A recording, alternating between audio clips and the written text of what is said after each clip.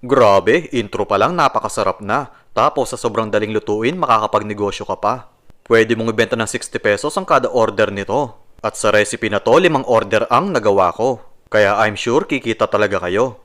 Ready na ba kayo magnegosyo kahit nasa bahay lang kayo? Kung ready na kayo, tara! Intro muna tayo. Kung bago ka sa channel ko, please click the subscribe button and the notification bell icon para ma-update kayo sa susunod nating mga video.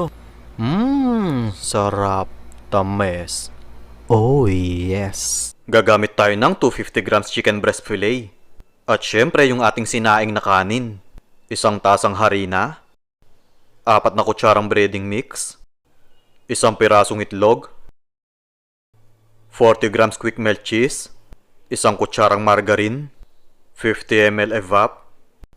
2 kutsarang cheese powder. 1 kutsaritang paminta. 1 kutsaritang asin.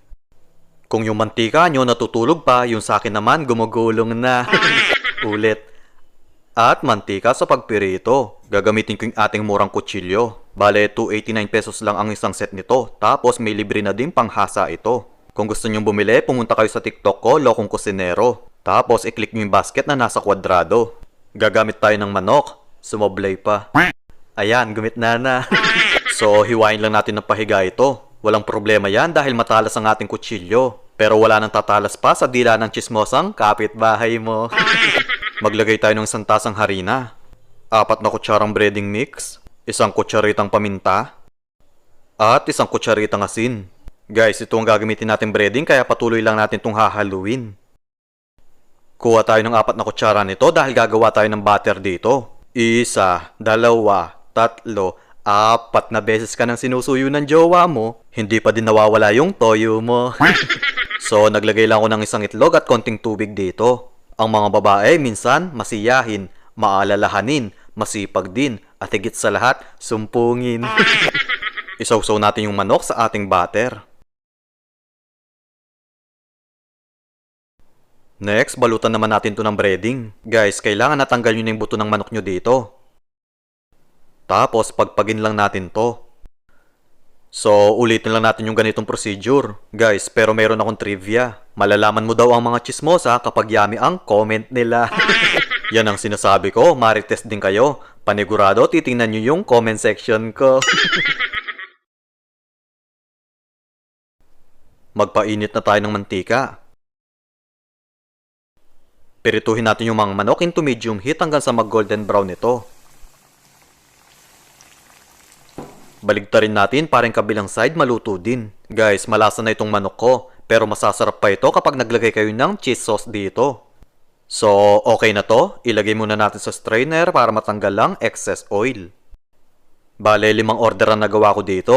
Pero kayo, sa tingin ko, 4 lang ang magagawa nyo. Dahil yung 1 order na ubos nyo sa kakatikim mo. Kung mahal ang mga ingredients sa inyo, i-adjust nyo na lang yung presyo. Magtunaw tayo ng 1 kutsarang margarine. Then, 1 kutsara ng harina ang ilalagay ko. So, haluin lang natin to. Tapos, kalahating tasa ng tubig ang ibinuhos ko dito. Guys, pang 5 order lang itong sauce na ginagawa ko. Maglagay din tayo ng quick melt cheese.